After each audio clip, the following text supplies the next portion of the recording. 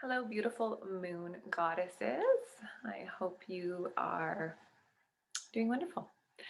So, this is your little freebie that I created to help you tap into, connect with, and align with the lunar cycles and phases. Hopefully, you enjoy. I made a little PowerPoint, so I'm going to move us through that. After you watch this, if you have any questions as well, please completely feel free to reach out, send me an email, message, anything at all. I love talking about the moon. I love sharing my own experiences, and yeah, so feel free to reach out.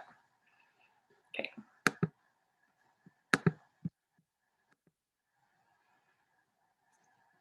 Perfect. I am rooted, but I flow. I love that so much. I love this picture as well. For me, this describes feminine essence, and this describes also connecting with the lunar cycles. So that connection into all of the elements, right? Earth, fire, water, air, bringing them all together, as each cycle will be connected with a different element, right? And the moon moves through those elements every few days. So before we get into everything, if you have a paper and a pen or pencil, let's do a short little journaling. So we'll do a little grounding. Take an inhale through your nose. Breathe it out, let it go. And gently close your eyes. Really rooting into the earth beneath you, grounding. And then take a few natural breaths here.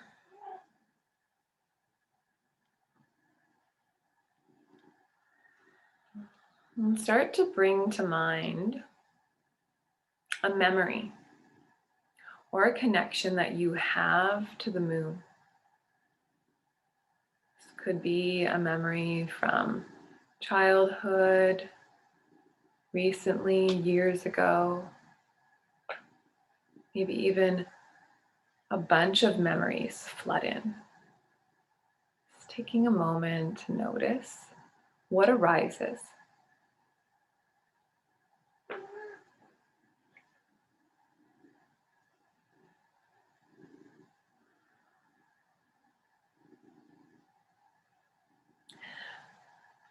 And with this, knowing that you are already connected in some way to life's cycles and rhythms, that you are not separate from nature, you are nature.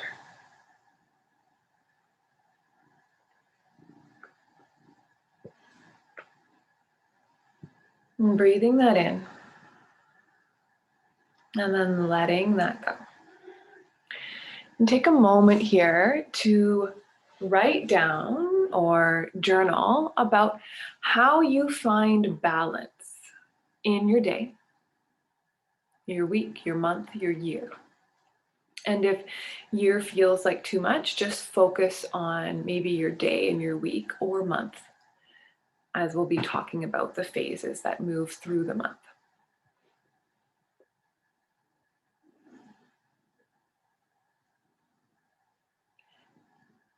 And if you find it challenging to find balance, and this question doesn't sit with you in this moment, that is also okay. You can leave that blank, or even write about how you hope to find more balance.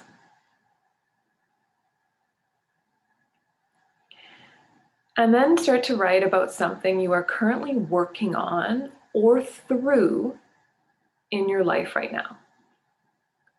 And then how do you think aligning with the moon can support this? So what is something that you're moving through in your life right now? I'm going to share a little story So for me, something that I'm moving through is guilt and grief. And it's been actually a few months that these emotions have been pretty prominent and pretty present in my life. So I am trying to tap into the energy of the lunar cycles to help me process these emotions a little bit deeper and then allow them to move through me. So with the new moon, I am taking more time for rest and stillness and silence. And I'm really just surrendering into the darkness, surrendering into my sadness, into my grief, into everything. And I'm just letting it be with love and kindness and softness for myself. And then I'm also, with that energy, setting intention, creating some focus for how I want to move forward. And then obviously with the full moon, it's what is being illuminated, and it has been grief and guilt the last little while. So letting that in, honoring it, and then letting it go.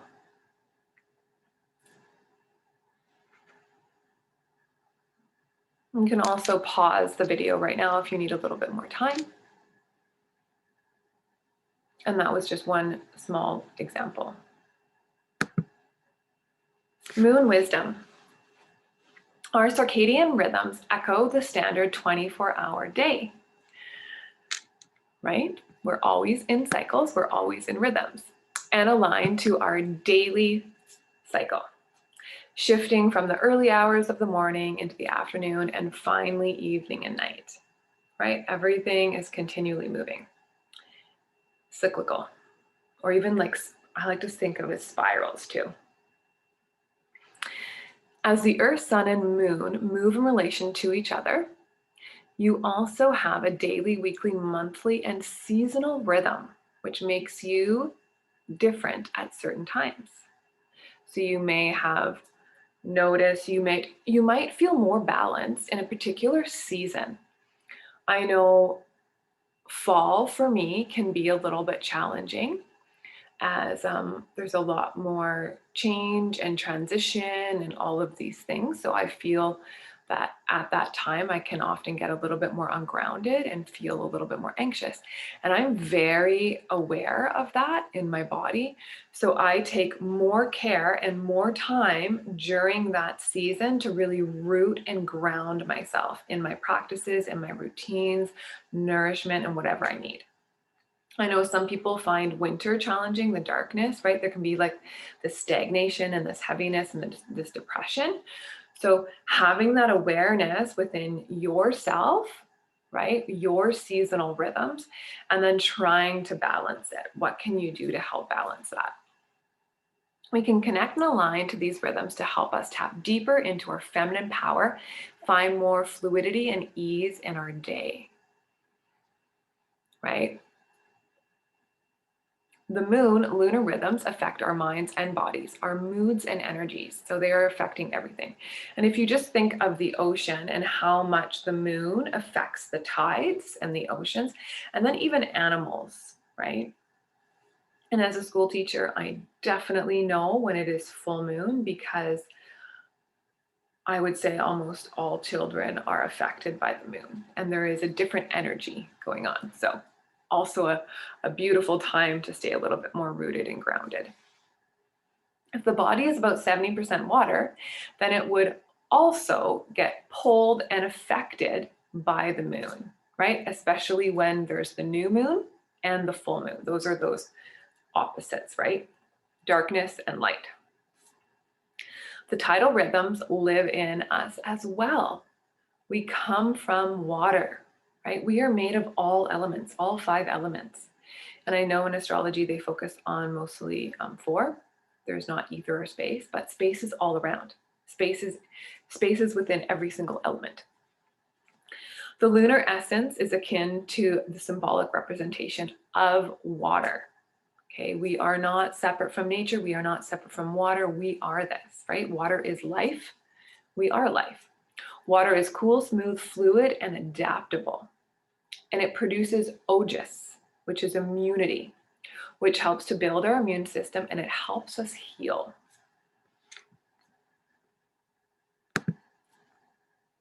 Cycles. There's a little picture and quote at the top. I hope you can see it. I hope my face isn't, oh, maybe if I go like this, my face will, hopefully it'll disappear for a moment and then I'll bring it back in. Just as the water reflects the stars and the moon, the body reflects the mind and the soul. Right? Everything is a reflection of something else. Everything is in cycle with something else.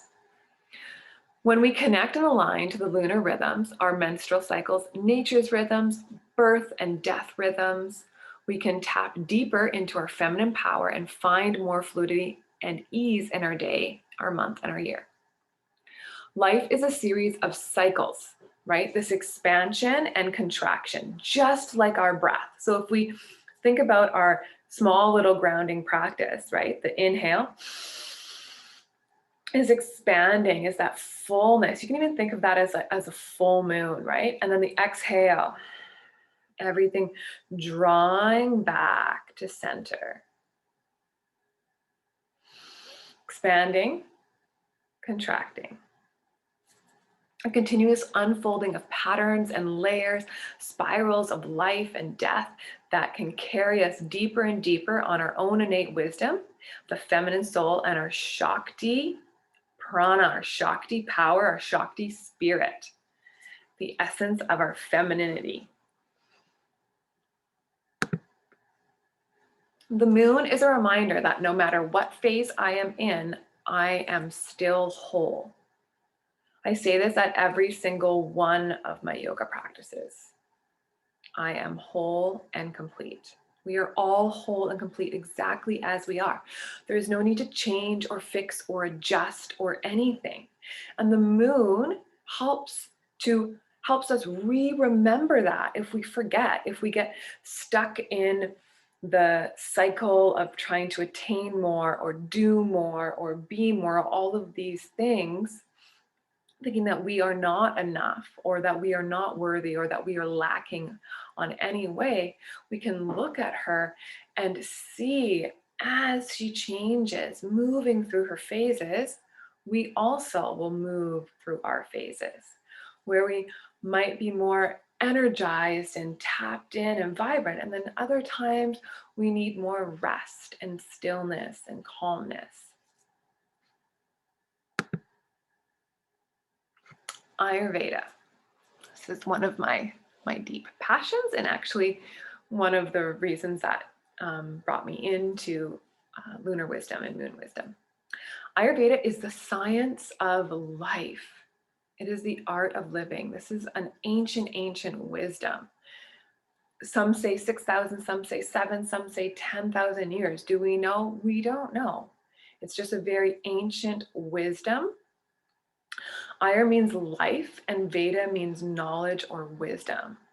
So Ayurveda prepares us to live a healthy and balanced life. Through the wisdom and practices and knowledge of Ayurveda, we can help align with nature's rhythms and nature's cycles to live a life with ease and abundance and fluidity and health instead of I guess expanding our quality of life rather than quantity. So how can I live a life of quality, right? Where I am aging, of course, we're all aging. As soon as we're born, we're dying, right? That is what yoga teaches us too. But I can still be strong and mobile and flexible and adaptable, and I can still feel good as I'm aging. So this is a holistic alternative science from India that is more than, like I just said, 6, 7, 8, who knows, and is believed to be the oldest healing science in existence. It is based on the laws of nature, the intrinsic relationship, human beings, and the entire universe. Okay, that's where the moons come in. That's where the stars come in. That's where the planets, all of that energy comes in, right? We are one. We are not separate. We are interconnected with all life. All elements are within us. All elements are around us. It is the science, practice, and source of all life, love, and truth expressed as a science that provides a way to find and live in harmony and wholeness throughout our life. Living in sync with nature's cycles, the seasons, the moon, solar cycles, circadian rhythms, all of that, right? Our Dinacharya, our daily rhythms, our weekly rhythms, our monthly rhythms. I'm going to do this so you can see the little picture up there. Hopefully you can see it. I'm not sure. The 8 limbs of yoga. So yoga is not just asana, which often we believe. There are 8 different limbs, and the yamas and niyamas actually comprise most of them. So some people say it is 1/8 of yoga. I would say it's more like 1/20 of yoga, that the other limbs have a lot more weight within them. Yoga means union, to join, to yoke, to bring together. Yoga prepares us for death, to let go and surrender, right? Shavasana is that letting go, surrendering into your old habits, your old ways, your old thoughts, and then re-emerging into this energy, into this being as you are in this present moment. Every single time we come into Shavasana and every time we come back up, right? Death, birth. Just like Ayurveda is, right? That's focus on life. Yoga is preparing us for death. The term Svadhyaya, which is the fourth Miyama, literally means one's own reading or self-study. So this is one of the 8 limbs. Niyamas is one of the 8 limbs, and Svadhyaya is the 4th. So I'm just going to focus on this one. The word itself is made up of sva, meaning own, self, human soul, and adhyaya, meaning lesson, lecture, or reading. Can apply to the practice of the study of nature, study of scriptures, study of the moon, which we're going to be doing, right, which is nature, study of ourself, right, practice of studying ourself. How am I moving through my day, my week, my month, my year? How am I connecting with nature? How am I connecting with the lunar cycles, phases? How am I connecting with my own menstrual cycles and phases? How am I connecting with the people in my life? Life presents an endless opportunities to learn about ourselves, our experiences, patterns, connections, mistakes. Our strengths and weaknesses give us opportunity to learn and grow so we can find more balance and clarity and connect with our true self. Who are you? With all of these labels removed. Who are you? What is your essence?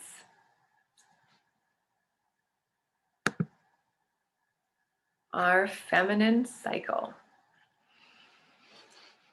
I love my menstrual cycle now. I have not always loved it. I am very grateful for it. There was 2 different points in my life where I have lost my menstrual cycle. The most recent was after a traumatic brain injury, and I did not have a menstrual cycle for a year and a half. So I completely lost it because my body was healing, and that was an area that was not functioning properly. And my body was healing other areas that were more important, right? Building new neural pathways, all these other things. And obviously my body was not able to conceive, right? I could not row or hold a baby. I was barely able to take care of myself. So when I got, it was interesting. And when I got my period back, I didn't even realize like the loss and the grief that was around that piece of not having my period for so long and then getting it back and being like, oh, wow, I didn't even realize how long I was living without it, and then how much I missed it and how much I was more connected with my femininity with it. So our feminine cycle is different for every person. Like when I was younger, I used to bleed for 17 days. It was horrible. I won't get into that. And now it is more balanced. And our cycle can be anywhere from 25 to 35 average. Okay, mine is pretty much 28 every single time now. So it's really nice. And the moon cycle is about 29 to 29 and a half days. So they're very, very similar. There's also 4 main phases in the moon cycle, which I will talk about, although I do talk about 5, so I add in the balsamic phase. And then there's 4 basic phases for our female reproductive hormone cycle, our menstrual cycle. So our menstruation phase, this is the shedding of our uterine lining, estrogen at its lowest point. Then it slowly begins to rise after this. So we can have mental chatter becomes more proactive. This is a time where we need more rest, sleep, silence, and self-care. Also a time that I like to cleanse when I'm bleeding, right? My body is already cleansing. I'm menstruating, things are releasing and letting go. I like to eat a super simple, super clean and clear diet. Lots of water. Then the follicular phase. Our estrogen is rising, so we're starting to rise. Our serotonin is being released as the egg prepares to be released.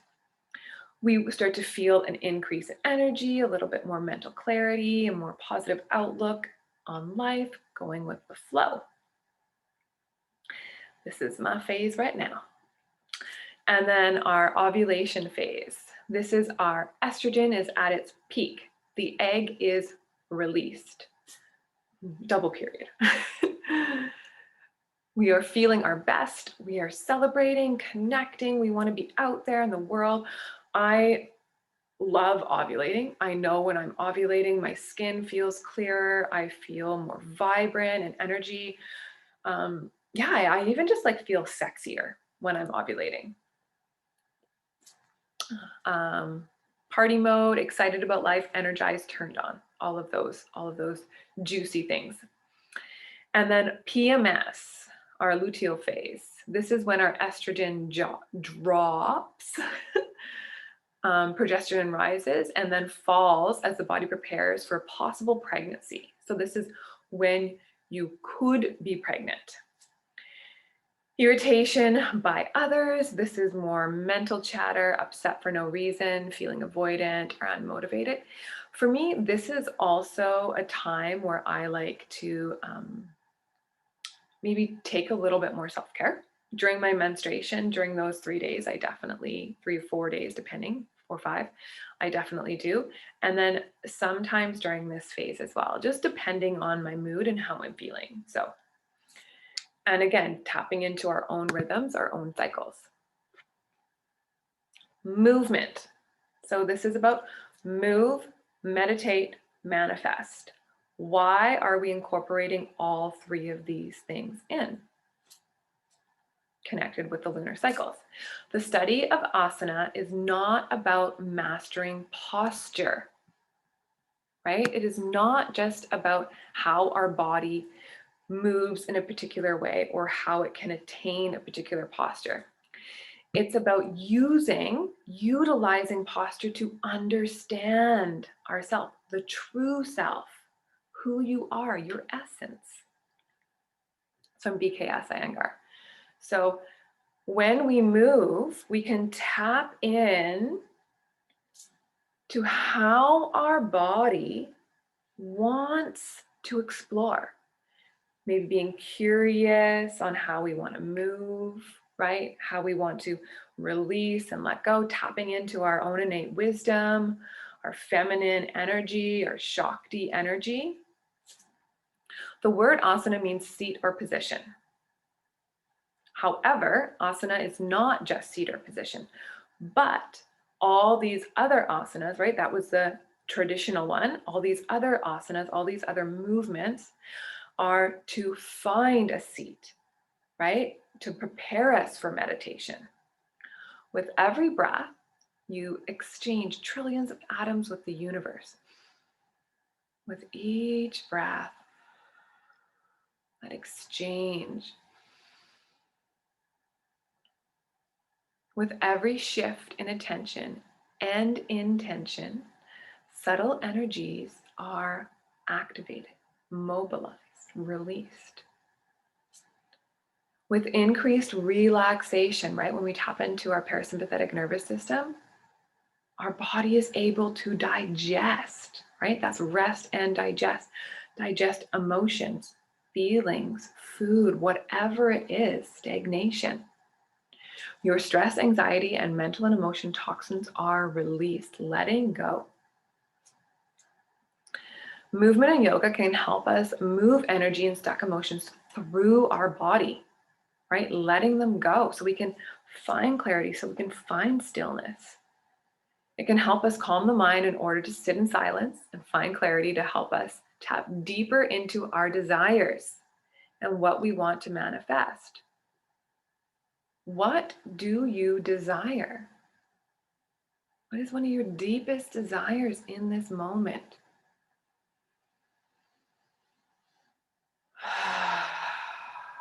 Breathing into that. Maybe even just taking a moment to check in with your desires right now.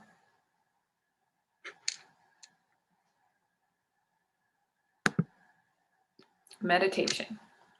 Yoga Chitta Vritti Nirodha. Yoga is the stilling of the fluctuations of the mind. So this is the second sutra, and it is about how we can calm that chatter, right? The disorganization, the disorientation, the monkey mind, to come into a place of calm so we can have mental clarity. Meditation is a state of being, a practice, and an experience, all three. It is a realization of the true self, a shift of awareness from the outer landscape of doing to our inner landscape of being, your true self. Who am I? What do I desire?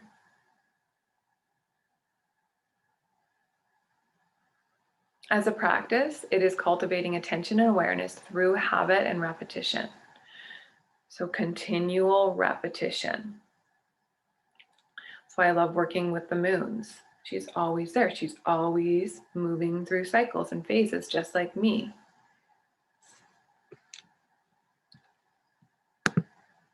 Manifestation. Oh, I did it again. Sorry if you can't hear that. Energy flows where attention goes. I love that little quote. The law of attraction is that each thought we have creates an energy flow within and around our physical and energetic beings, right? This energy attracts its likeness, right? So what you think, what you send out there, you attract back to you. I fully believe this because I know for quite a while I didn't love myself, and that was energy that I was sending out there, and I was attracting partners that also did not love themselves, that needed to be healed or whatever, but not from me. So for me, that's just one small way in how this works, right? What are you sending out there? What are you attracting? What you think, you create, and what you think, you become. Who are you becoming? And how are you creating and designing your life? You are in the seat, the meditation seat, the driver's seat, whatever you want to call it. You are designing and creating your life. It is your life, your choice. Intention is energy, right? Where energy flows, intention goes. Or where intention goes, energy flows. All of these things intermingling. Tension is energy that shifts our focus, right? All of a sudden, our attention is focused. You can even do this right now. Bring your attention to one thing, focusing on it. Allow everything else around it to soften.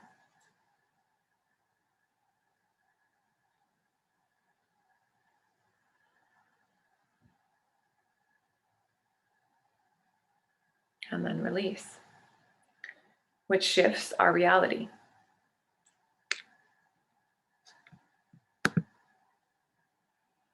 Tapping into your desires.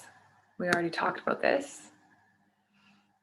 Is the desire coming from your heart or your head? So this is where the ego can come in, right? Is my desire from my true self, my essence, my soul's purpose, right? My dharma, is it connected with that? Or am I just desiring a new truck because I want one, because someone else has one and I was jealous? Or am I desiring to get married because I was told as a young girl that's what I should do, get married, have children? Where are my desires coming from? Is it what I truly want? Get clear and focused. Clarity is king when it comes to manifesting your desires. You must have clear intentions for what you want to call in, right? You are in the driver's seat. Think it, feel it, believe it. Be open to receive what the universe is gifting you. And for me, this is a really powerful one, because when I am fully open and I'm more tapped into source and I'm more tapped into that energy, I can fully receive her gifts.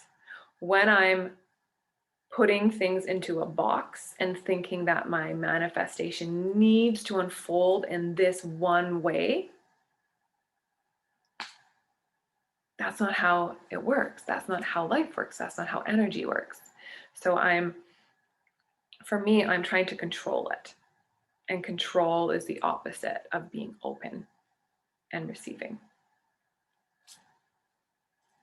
Being positive, present, and patient. So everything will come in the right time, which may not be in your time. It may look different from what you anticipated, what you dreamed, or even how you manifested it, right? How you were moving through that process. But it will come in that right time. As long as you keep thinking it, feeling it, believing it, right? That's action.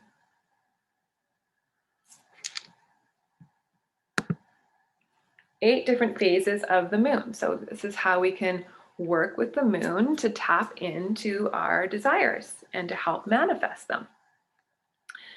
The new moon, right? The darkness, then we're moving into our first quarter, full moon, and third quarter. Okay, so that's the 4 I'm going to focus on, plus our balsamic phase. So here's a quick little cheat sheet. So when the moon is growing towards full, she is not doing that in this moment. She is waxing, right? She is expanding. When the moon is shrinking towards new, contracting, she's waning.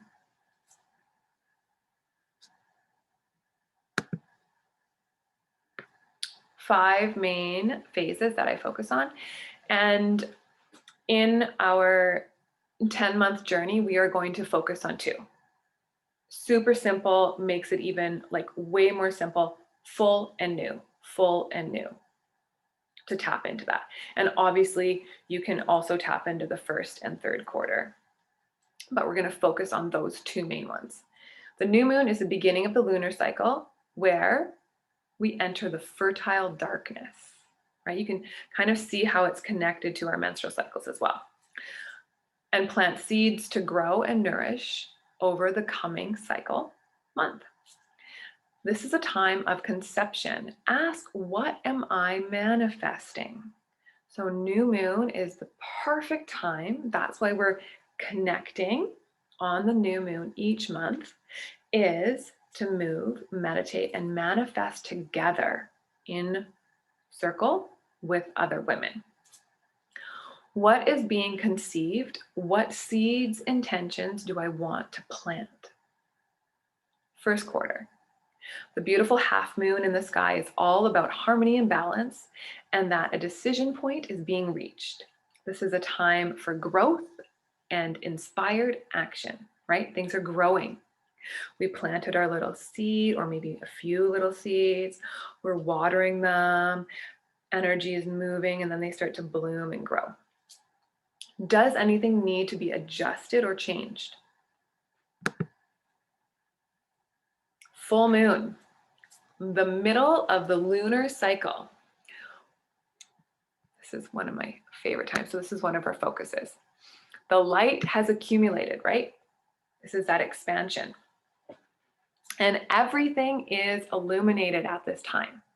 The sun and the moon are opposite of each other, right? So issues can arise right now. What is the moon illuminating in your life at this time? Where has the lunar cycle taken you? Does anything need to be released? Last quarter, the sharp half moon in the sky tells us that we are reaching a final decision point. Okay, so we're at the last quarter of the cycle. The final energy before the new cycle, the new moon again. What needs to be released that is no longer serving you and your growth at this time? And then the balsamic moon. This is one of my favorite phases. This is the final phase of the lunar cycle. It is the conclusion, usually happens the last 3 days before the next new moon. A time for release. So this is a beautiful time to start to draw inward. And a time for contemplation, to journal more, maybe meditate a little bit more, walk in nature, letting go of what is no longer serving you. What is the essence of the past cycle that I want to bring with me? What is essential, right? When you think of a balsamic reduction, right? Everything from the cycle, from the lunar cycle has been brought together, moved together, and then it's being reduced. So what is that essence? What do you want to bring with you? And what needs to get released?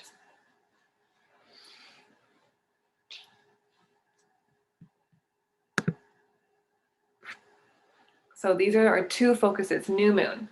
I already said it's the beginning of the lunar cycle. Contemplation. Women are invited to take advantage of this sacred time, right? This is a purification time. Darkness. This is about death too. If we look at those death and life cycles, the new moon is darkness, it is death, it is all of that. Going inward, extending meditation, refraining from intense activities, allowing rest and simplicity. So even in our new moon circles, most of our movement will not be vigorous. It won't be very intense. Journaling, some self-inquiry, and svadhyaya, which I already talked about, right? Self-study. The new moon time is the most powerful time to set intentions, to manifest, and think of how much more powerful it is to do it with other people for the next lunar cycle. So to start new projects, to manifest your dreams, your desires, your visions, all of that. There's that energy is supporting you at that time, right? What is being conceived? What is growing, blooming, blossoming? The full moon, this is the middle of the lunar cycle. The light has accumulated and intensified. Everything is being illuminated. Our energy can also be intensified at this time. It calls us forth to action, energy, movement, ceremony, celebration, overcoming obstacles, using both internal and external energies. This is also a good time to, if you have crystals and stuff, you can charge your crystals, or you can just get out under the full moon and absorb all of Luna's love and energy. Great time to meditate too and find clarity. Connecting with the moon and her cycles will heighten our Shakti, right? That's our feminine energy, and enhance and balance our inner harmony. And that is it. So if you are joining us on our 10-month new moon goddess journey, I look forward to seeing you over this year for the next 10 lunations. And we will connect in ceremony. We will move, meditate, and manifest together. Thank you. Mwah.